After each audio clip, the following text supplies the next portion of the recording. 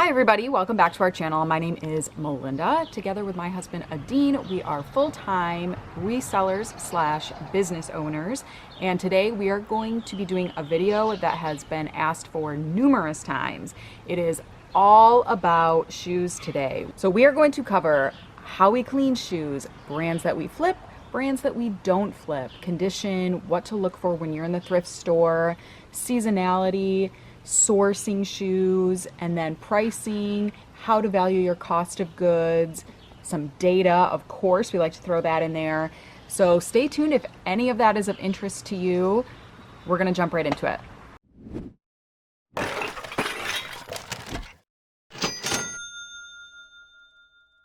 Last night we laid out all of these shoes so that we can start processing today and so we can do this video.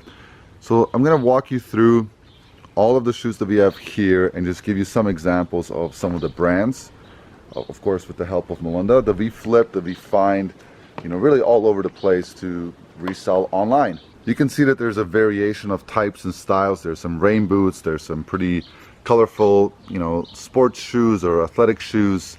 Of course, you have your classic Converse, you have some Vans, there's all sorts of boots here, all sorts of shoes, all sorts of sizes. Let us go through the top brands that we flip regularly and show you some brands that you may not be familiar with. The first brand I'm going to cover is Merrell. Merrell is an excellent brand. Most of their marketing has been around outdoor activity, hiking, things like that, but they also do create some casual shoes. They definitely create some clogs and comfort shoes as well. So let's talk about Merrell, and I'll show you 3 different styles that we flip regularly. The first one I'm going to show you is, of course, the boots. These are actually my size. They're size 15s, which it's always like a love-hate thing, right? Do I keep them? Do I sell them? They're worth a lot of money. Brand new, these can retail anywhere from $100 to $200, depending on the sole, the style, etc. These are just excellent boots, right? I'm going to drop one and hopefully keep the other, even though they're tied together. Perfect. So, a couple things to point out. First off, there's this little tab here that says Gore-Tex. Gore-Tex is something you want to look out for. They are another company that merges with brands to create higher quality items. It typically means that it's waterproof. It typically means that the shoe is just a better quality shoe. The other one you want to look out for is this little hit here that says Vibram. Vibram is another company that partners to make excellent soles. So Vibram soles are definitely desirable. So when we go to list these Merrells, we're definitely going to put in Gore-Tex and Vibram in the title. And then of course we're going to describe the boot. This boot right here, I'm not 100% sure of its value. It's anywhere from $35 to $55 plus shipping on the secondhand market. And of course, you want to look out for key things like the treads. And this is going to be very common. You want to make sure there's even wear and no damage. And you want to look for staining. You want to look for damage, rips, etc. These I found for only $8 at Goodwill.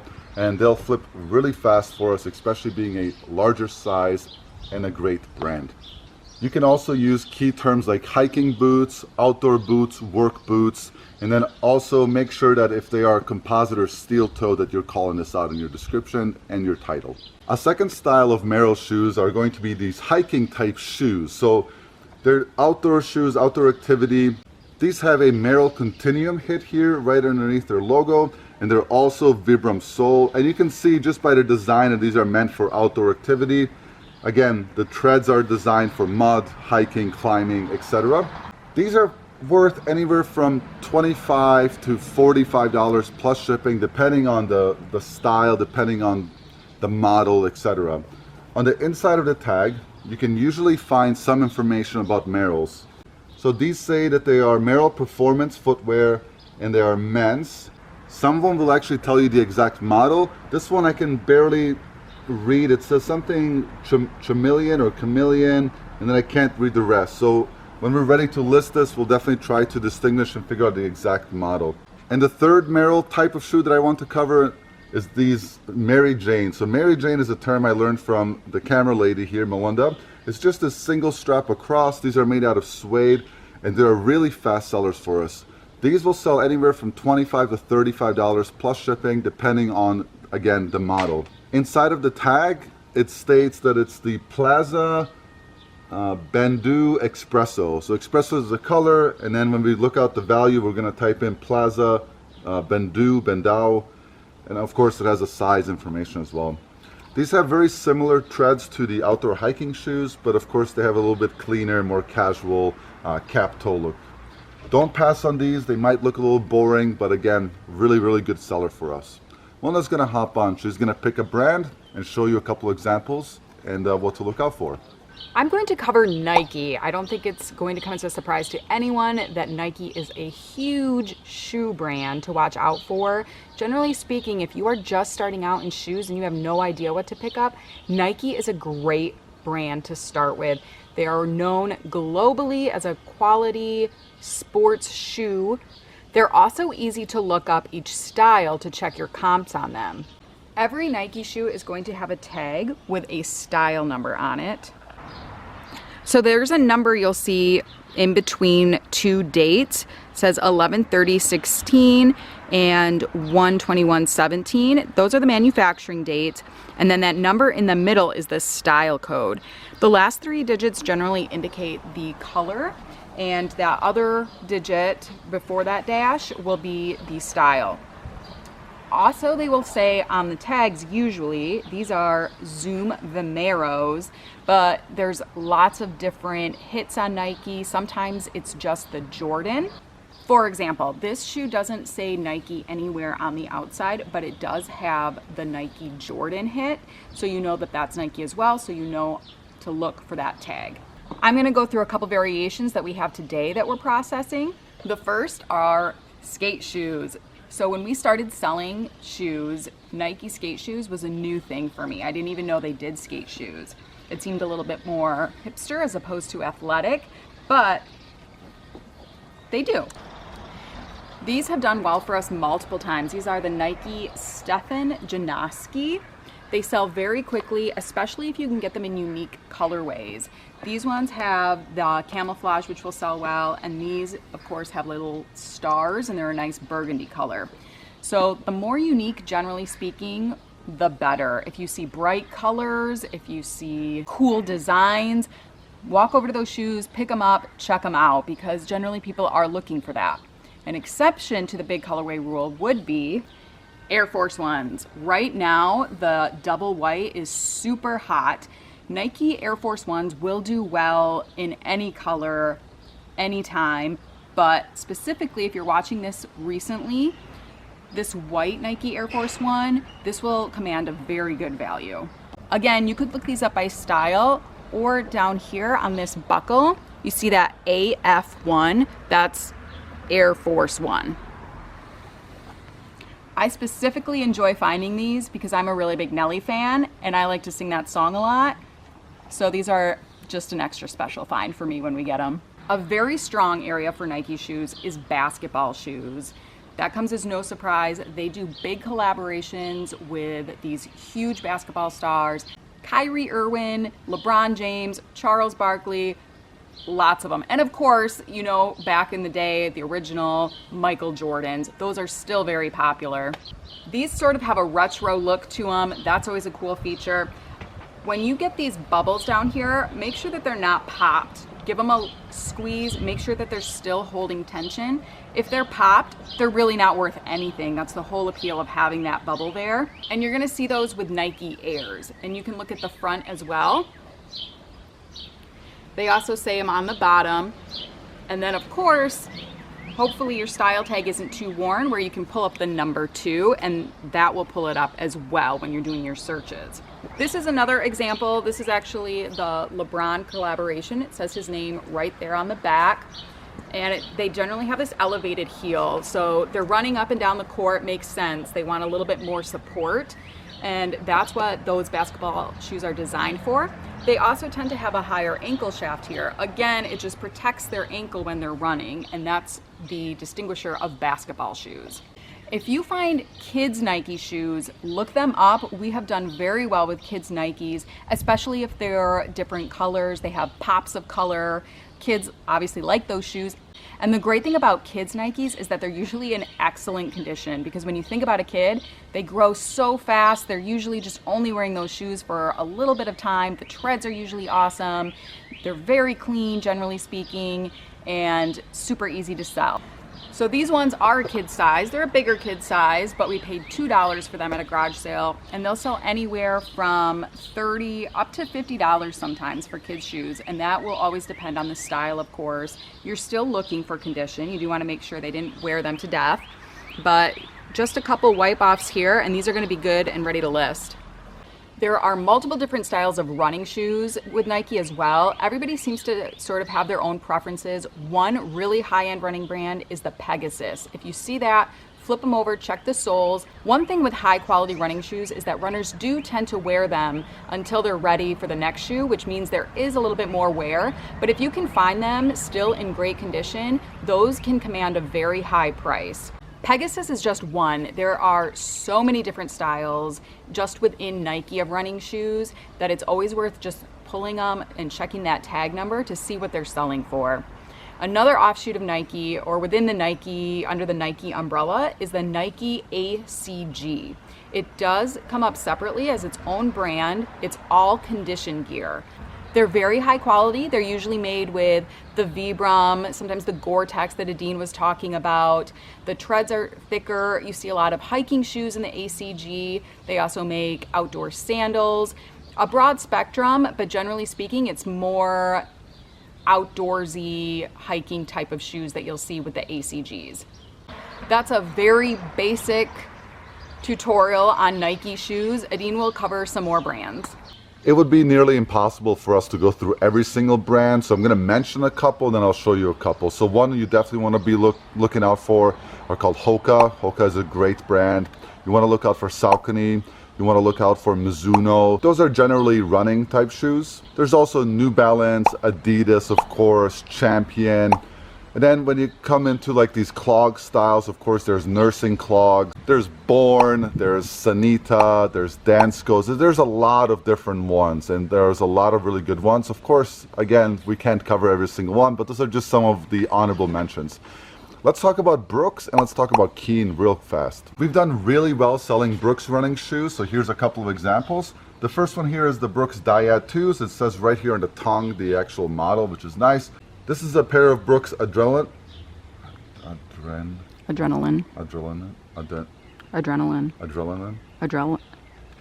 Here's a pair of Brooks Adrenaline.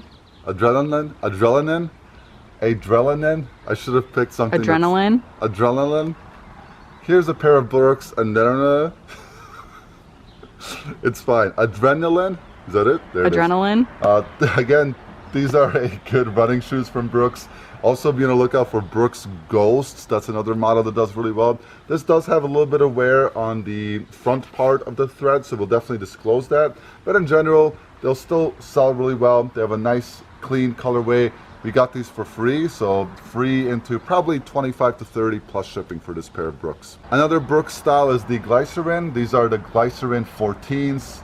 Again, relatively easy to identify. Monda's trying not to laugh because apparently I didn't pronounce that right either. The other brand I wanted to highlight is Keen. Keen is just a fantastic brand. It's super easy to identify. They just spell out Keen as their logo. These are more casual Keen shoes. These are kids sandals. They'll both do well. The kids sandals typically will sell for about 25 plus ship. And we can expect about 30 to 40 plus ship for these casual, suede shoes. Keen has a large variety, anywhere from hiking boots to work gear, steel toe, composite toe, sandals, kids, adults, flip-flops, so on and so forth. So definitely look out for Keens. They typically sell really fast for us. Two more brands I'm going to cover real quickly before Mola gets into seasonality and boots are Vans and Converse. So these are Vans. Vans is a excellent skating brand, but they're also really, fashionable shoes. These are extremely, just really nice aqua blue, really nice condition, great treads on them. They just need a little bit of cleanup. They should fetch anywhere from $30 to $40 plus shipping. You can also look out for, the high top versus the low top. These Vans, again, super straightforward. They're stylish, they're skater. They just need a little bit of whitening and they're good to go. We found both of these at a thrift store. And then of course you have some Converse. If you can find USA made Converse from like the 70s, 80s, 90s, those are definitely worth a lot more money. These are more modern. Of course this one needs a shoelace. These are the Chuck Taylor All-Stars. You can see right there on that hit on the side. And these will be a high top or maybe a medium top depending on what your preference is, but we typically call them high tops. And then this is another high top, Chuck Taylor. This is a really nice floral design. These should sell really quickly after we clean them up a bit. They make different styles, of course, but Chuck Taylor Converse are very iconic and a really good seller. We typically sell them within about 2-3 weeks, depending on the style and the sizing. Melinda's gonna come right back. She's gonna talk about boots and seasonality. I'm going to be covering more of a category, which is boots and booties. Since we've already covered a lot of brands, let us know your favorite brands to sell down below in the comments. We'd love to hear your success stories with different styles and different types as well. So I'm going to be covering the different styles here and then talking about seasonality when it comes to those styles as well, because certain boots can do better in different seasons. So first, let's talk about cowboy boots. Cowboy boots can be really great sellers. Here's a pair. When you see them and they look like good quality leather, you can usually tell by looking at a boot whether it is good quality or not. These obviously have wear, but they're still standing up straight. There's not a lot of scuffs. And when you feel it, it's double lined. So it has the outside leather and then another layer sewn in there. So that's a good quality cowboy boot. They're not all created equal. Make sure that you're checking the brand on them. You can't just throw up some cowboy boots and expect them to sell for a high price. These didn't have the brand on them, but they did have a style code on the tag. So I looked that up and I put in leather cowboy boots with the style tag. And these are Masterson, which do command a very good resale value. I think we should be able to get about $50 for these once they're cleaned up and polished. Another term when you're listing them would be Western boots, cowboy Western. It's the style that people will be looking for. Another brand that sells them is Ariat. Ariat makes multiple different styles of boots. We have a couple listed that are lace-up ankle boots that are more for outdoor work with a little bit of style. These are their short, they're called Fat Baby Western boots. These have a bit of wear to them. They're high quality, so they still command a good price. We sold this style before for $50. Another really high quality brand that makes Western boots as well as different styles of boots and different styles of shoes in general is Frye. That's Frye. This is a pair that we got. It's new with tags. We got it in liquidation. And it'll say here at the bottom, Frye. So you can see the spell out on the bottom of the shoe. They will also have their logo here imprinted in the leather. Taller boots will sell, generally speaking, for a little bit more money. And again, they're just like a double lined, high quality leather boot. They've been scuffed up a little bit from moving around in boxes, but it's going to be very easy to clean them up. Frye boots retail for hundreds of dollars sometimes, so their resale value can range anywhere from $40 plus ship up to a couple $100 plus ship, depending on your style and of course condition. Another category of boots are rain boots. Sperry is a great rain boot brand. They're really well known for that. Their hits are pretty much written on there. If not on the front, they're usually here on the back as well, or somewhere on them. You can flip them over. So quality rain boots from Sperry. Here's another style that's a little bit shorter. And with these are a kid size that we picked up at a garage sale. But if you can tell, these fit my feet. So with shoes, even kids styles are good to pick up, especially the larger ones, because you can go to the website of the shoe, snap a picture of their size chart, and you can put in what the women's size would be as well for those. To go along with size charts, if you're not sure if your shoe is a men's shoe or a women's shoe, a great way to tell is to go to that company's website and pull them up, because you can match across the US, the UK, and the European, and it'll be different depending on if it's a men's or a woman's. So that's a great resource to figure that out. Bogs is also another great brand. Again, these are kids bogs. Kids bogs still sell very well. They're a great rain shoe or general like work shoe. If people are working on farms in the mud, these are great quality. They withstand a lot of weather. Definitely want to look them up if you see them and check the treads for any wear. Merrell is another awesome brand of boots. They tend to do really well in winter if you can find Merrell winter boots. These are more of like a lighter, more casual Merrell boot, but they're a great brand. They're known for quality. They put warm materials in there. They hold up during tough winters. So definitely a brand to look out for, and definitely a brand to think about when you're getting into those cooler months. Another brand of boot is classic Harley Davidson motorcycle boots. Men's or women's tend to sell very quickly, and they do command a good price. They use great leather. These have some scuffing on the toes that we're going to need to buff out a little bit. So the treads are good. These ones are steel toe, and they're really great for riding. So something to keep in mind if you see Harley Davidson, to check them out and see the value of them. Another category would be fashion boots. These obviously don't have too much function. They're really nice. They're great quality. They're soft suede. But your fashion boots are really going to be brand dependent, and it'll probably depend on the trends at the time. In fall, you'll notice a lot of people wear the higher, up to the knee leather riding style boots. That would be like a fashion boot that people aren't going to wear riding horses or working out on the farm, but they're still a very popular style of boot. One thing that's different about boots as compared to the athletic shoes that we went over is that there's definitely a season where certain styles will sell better than others. With running shoes, you can always wear those to the gym, you can wear those out casually. People are buying those all year. Like I mentioned, in the fall, you see a lot of women wearing the knee-length leather boots, so they're gonna sell better in the fall or just before fall when people are starting to change out their closets and bring in their winter, colder weather outfits as opposed to their warmer weather summer outfits. Same thing with snow boots and winter boots. They command a very good price if you can get them in the right condition. They sell higher. Winter boots is another great example. People are only going to be looking for those in the winter or just before the winter. You're going to get top dollar if you wait to list them in the fall or early winter. Seasonality is something to keep in mind as a listing strategy. If you're checking comps in the middle of summer on a pair of Merrell winter boots, your sell-through rate might be lower because a lot of people haven't been buying them for a few months.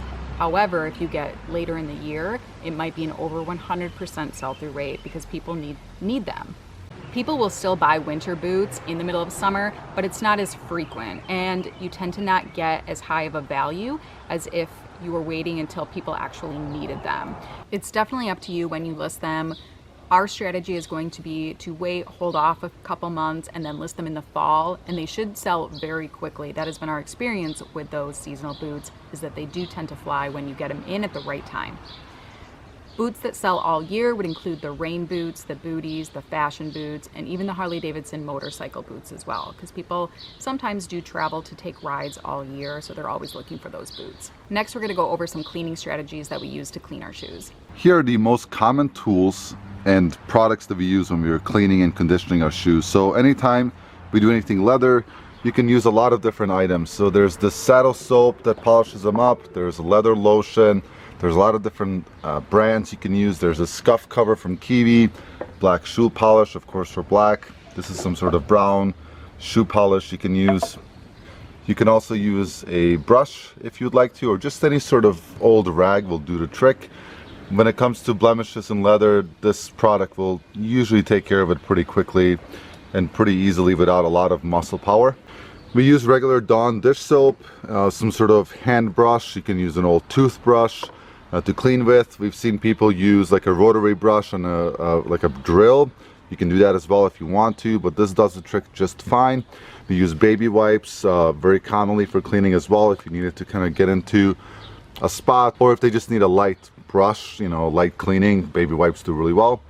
You can also get this all-purpose cement if you needed to repair a shoe. If there's a little bit of damage or separation in rubber, this does pretty well. You can find some sort of picking tool to get out rocks and debris in the treads. We use these small screwdrivers, they do just fine. And then to remove pilling, typically in athletic shoes, we just use this cheap little shaver. You can buy these on Amazon for like 15 to 20 bucks shipped. This one works pretty well. You can kind of see all the crap that we've shaved off of some shoes in the past. So in general, you know, this is a very common question. This is pretty much what we use. We keep it pretty simple. You can find most of the stuff at a department store for pretty cheap. Mona's gonna show a pair of Harley she just polished up, and I'll show you a pair of athletic shoes I just cleaned up. I have a pair of Harley Davidson boots here that I just did some basic refreshing to. Here is the before, and here's the after. And this is about 5 minutes of my time to get it into this condition. I'm gonna walk through what I used. The first thing I did was I took a baby wipe and I cleaned them off. You wanna make sure your product that you're gonna be cleaning up is free of dirt and debris. You can just use a lightly damp cloth as well. Something that's not gonna soak it, but that gets up all the dirt and dust, because if you're putting your product on over that, it's just gonna come right off again. The next thing that I do with leather is I use a conditioner. Sometimes that's the only thing it needs to bring it back to life, but if it does need polish, that conditioner will help it hold that product even better. So for this one, I just used this leather conditioner. I just put it on a cloth and I get it in there. You wanna push it into the grooves, into those cracks, just like if you were putting lotion on your hands. Because leather, when you think about it, leather is skin, so you're just conditioning it. Next, I just took the black shoe polish, and again, I used the other corner of the rag to apply it. So it's not complicated. You just put a little on there and you rub it in. And I like to go over the whole boot just because that will help extend the life of the boots. But I definitely focus on the scuffs and the toes, really working it in there. And now I'm gonna let that black polish dry, and then I can come back later and I can either use my brush or I can use a soft like microfiber cloth and rub over that leather polish, and that will just bring back a little bit of shine to it. Now again, sometimes the leather cleaner is enough. It polishes them up, it brings back the shine, brings back more life to them, and you don't have to do any polish. These, as you can see, have quite a bit of wear. They did need a little bit of extra TLC to them, but I do want to point out, I mean, it's not a complete fixer. There's still going to be some scuffs that we're going to disclose, but it's definitely an improvement on this. This looks like it's almost headed for the trash, whereas this, it's a good boot just with some scuffs to it. If you're new to working with leather shoes, I would suggest getting a very cheap pair from your thrift and trying it out, seeing what works for you and what you're comfortable with. Now, as far as suede, we don't clean suede. It's a lot more complicated. It usually doesn't work. So keep that in mind when you are picking up suede shoes. If there's watermarks or blemishing on it, you'll either have to know how to do that, or you might just want to leave it behind because it'll be a little bit more labor intensive and possibly not fixable. Adin is going to show you how he cleaned up some of the athletic shoes. When we go thrifting or garage selling or sourcing in general for shoes, we try to find ones that don't need a lot of work because, again, time is money. So if we find a really rare piece that needs a good amount of cleaning, of course, if the amount of money that we can net from them is worth it, then sure. But in general, we don't do that. I picked an example. I picked these Nikes, and I'll show you what I used. I literally just used dish soap, so Dawn dish soap, a little bit of bowl in the water. Then I used this brush to brush the treads and the sides and the tops. Then I used magic eraser. This is like an off-brand magic eraser, but it works just fine for the sides, especially to clean up the whites. And then you can use a small toothbrush, and of course just something to pick out the rocks. So these ones didn't need a lot. So these did not need a lot, but you can definitely tell which one is the before and after. There's a lot of dirt, a lot of scuffing here that I was able to take out. And then on the sides too, you can just see, you know, one is just a bit better. You don't want to spend a lot of time on these to perfect them. There's still, on this one that I just cleaned up, there's still some scuffing, but it's definitely a big improvement over the ones that are in my left hand that still need to be cleaned up. Typically, we'll spend about 3 to 5 minutes per shoe. These ones did need a lot of tread work. I just gave them a little bit of a clean. You know, this is what people are going to be stepping on, so it doesn't have to be perfect. If you are a perfectionist, you might struggle with cleaning shoes. But again, your job is to make them sellable, not to make them perfect. People will still buy them with slight scuffing on them. It's not that big of a deal. And just like Melinda's Harley example, which ones are you more likely to buy? The ones that look like they're about to go into the trash, or ones that look like they've been worn but are in still good condition? Keep it simple, don't overcomplicate it, and try not to be a perfectionist when it comes to cleaning, because you're going to waste a lot of your time and it's not going to be worth it at the end. As far as this all-purpose cement, what we use this for, we use it sparingly. This one looks like it's been used, but it was actually for a home project. But anytime you have separation, maybe a shoe just has some of this glue that came loose, you will just simply clean it, put a little bit in and then press it, and it firms up pretty quickly. We try not to, again, find shoes that need a lot of work, but if you have a nice pair of Air Force Ones, for example, and they just had that little separation, I mean, they're using rubber type glue on these shoes anyway, so it's not like you're cheating and pretending they're in good condition, and you can still call it out and take a close-up picture of it. The picking tool, of course, again, just to get out any dirt or debris or rocks to pop them out. This works much better than a brush. How we clean shoes is a very, very common question that we get, so hopefully this helps you guys. Again, just keep it simple, keep it brief, knock them out. We like to batch them as much as we can so we can get a lot of them done at once. We spent a lot of time talking about brands that we do pick up. We wanted to take a minute to talk about brands that we don't pick up as well. Anything that has a starting retail value of $20, $30, that lower end is not going to hold a strong resale value either. Even if you get them for new, people don't want them on the resale market, even for 50% off usually. If they can just go to Walmart or Target and pick them up themselves for 30 to 40 new, they're not gonna buy them from your store. Off-brand shoes, non-branded shoes, they aren't gonna sell well. People are looking for specific brands and styles because there's already been marketing behind them by the big brands. Nike is a good one to resell because that brand has put so much into their marketing to become the global giant that they are. Other brands like Bob's, people just are not going to buy that. For instance, there's Converse shoes, and then there's shoes that look like Converse, but they're store brand. People want Converse, they like that hit, they like the history behind that shoe. So keep that in mind when you're looking for shoes. As far as sourcing shoes, you can obviously definitely get them from your local thrift or garage sales. There's going to be a little bit more work when you're buying those pre-loved, pre-owned shoes. A little bit more sweat equity goes into those. Another avenue would be to try out liquidation or wholesale. You're going to have less work but a higher buy cost. So think about what works for you and what works for your business model and go from there. How much work do you want to be putting into shoes? As far as cost of goods and shoes, if you're going to go to the Goodwill outlets and get them by the pound, or if you're going to go garage selling or retail arbitrage or liquidation, you can do averages. That's what we typically do. Sometimes we'll pay $7, sometimes it's $5, sometimes it's $2, sometimes it's $10. It just depends on the shoe. We average them together, and our buy cost right now is roughly $7. That's what we've been using for our accounting. As far as paying up for shoes, we have done that. If we see like a almost new Merrell hiking boot that resells for $50, $60 plus shipping, we'll pay up, $15 for that pair.